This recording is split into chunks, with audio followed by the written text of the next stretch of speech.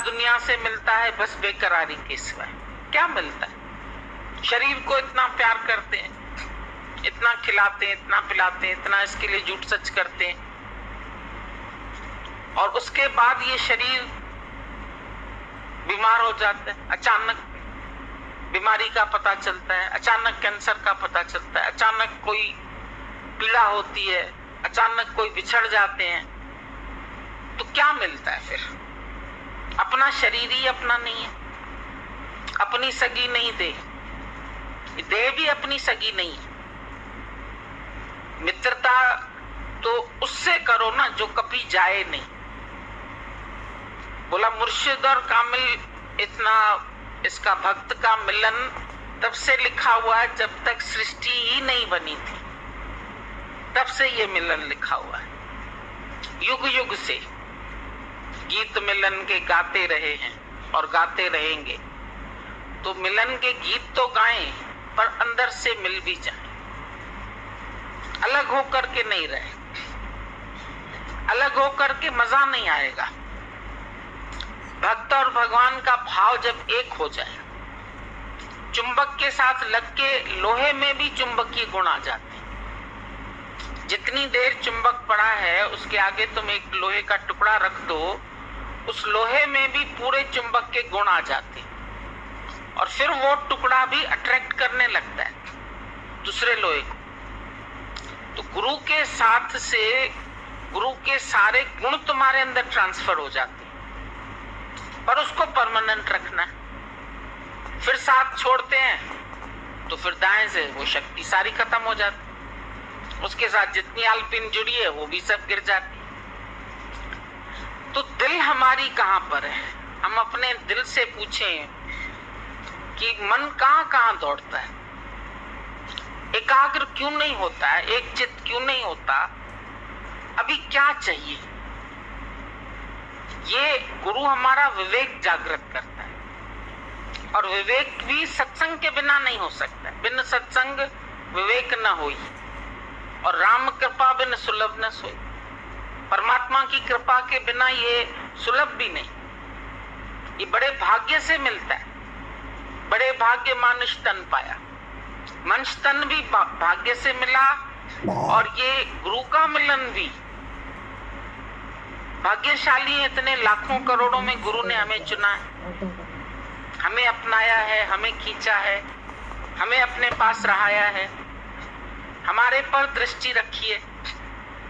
तो ये कितना हम सबका भाग्य अच्छा है, कितने ऊंचे भाग्य हमारे, जो ऐसा सतगुरु पाया है। ऐसा सतगुरु पाकर के हम लोग का बोलते हैं रोम रोम खिलाया, पर गुम नहीं होते। मर्ज इनटू द ओशन, जैसे नदी सागर में मिलके फिर नदी नहीं बनती, फिर उसी समय गंगा का पानी भी खारा हो जाता है, फिर उसको मेहनत करके सूरज ऊपर खींचता है, फिर नदियों के रूप में लाता है, बारिश के रूप में लाता है। वो बात अलग है, पर उसमें तो मिलके वो समुद्र का रूप बन जाती है, अपना मीठापन छोड़ देती है। तो गंगा सागर में मिली, गंगा सागर हो तो सागर का रूप बन जाती है, अपने सब गुण उसके खत्म हो जाते हैं। पर फिर आखिर क्या है संसार में? क्या है?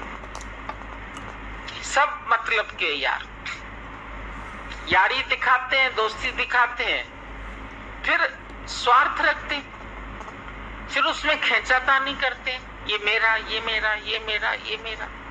क्या मेरा, क्या तेरा, क्या मेरा? साथी पॉजिटिव मूड आ जाता है हर एक के लिए।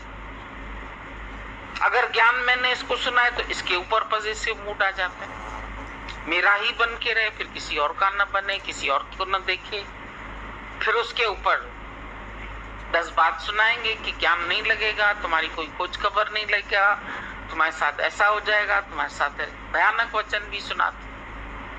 अगले डर जाते।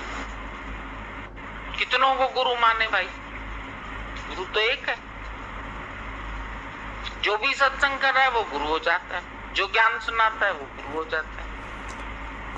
फिर वो गुरुडम में ये होता है कि कुछ समय तो ये लगता है कि हम गुरु से ज्ञान ले रहे हैं और वही प्रसाद बांट रहे हैं, लेकिन धीरे धीरे ऐसा भ्रम पैदा हो जाता है कि मैं गुरु हो गया इनका, ये भ्रम आ जाता है।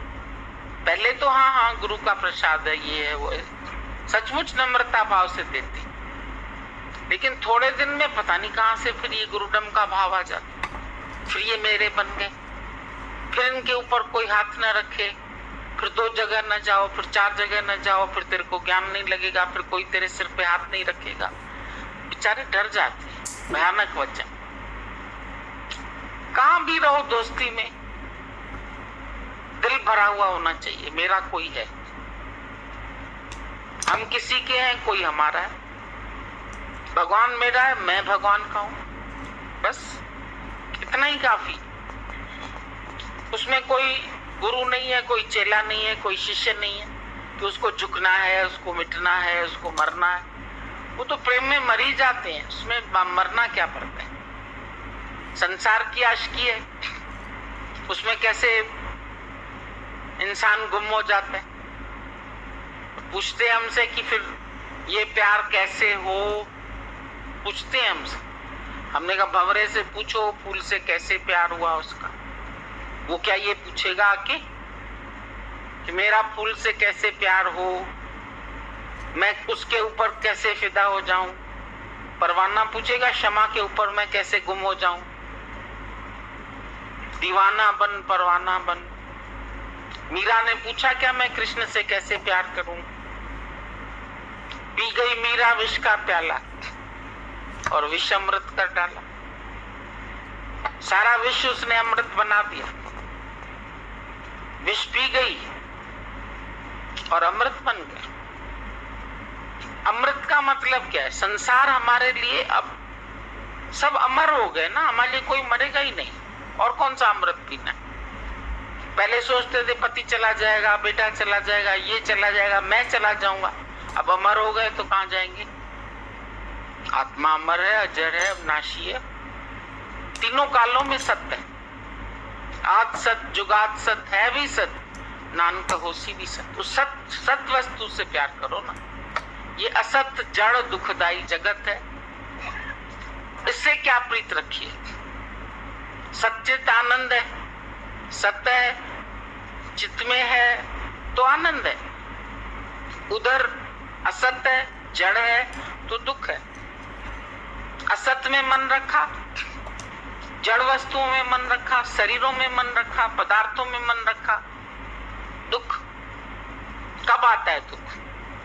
अपनी चेकिंग करके देखो क्यों आता है दुख। क्योंकि कहीं ना कहीं मैं बना हुआ हूं, मुझे कुछ चाहिए, किसी से कुछ चाहिए। क्यों बनते? बनना बनाना खत्म हो गया। न कुछ बनो न कुछ बनाओ। एक प्रेम ही सार है जगत में, और कोई सार नहीं है। प्रेम जगत में सार। न गुण देखो किसी के, ना अवगुण देखो। गुणों पर आशिक होकर प्यार करोगे तो कभी अवगुण भी दिख जाएंगे। द्वंद्व जोड़े तो संसार में चलते रहते। जहां गुण है वहां अवगुण भी है, जहां फूल है वहां कांटे भी है, जहां सुख है वहां दुख भी है। पर जहां प्रेम है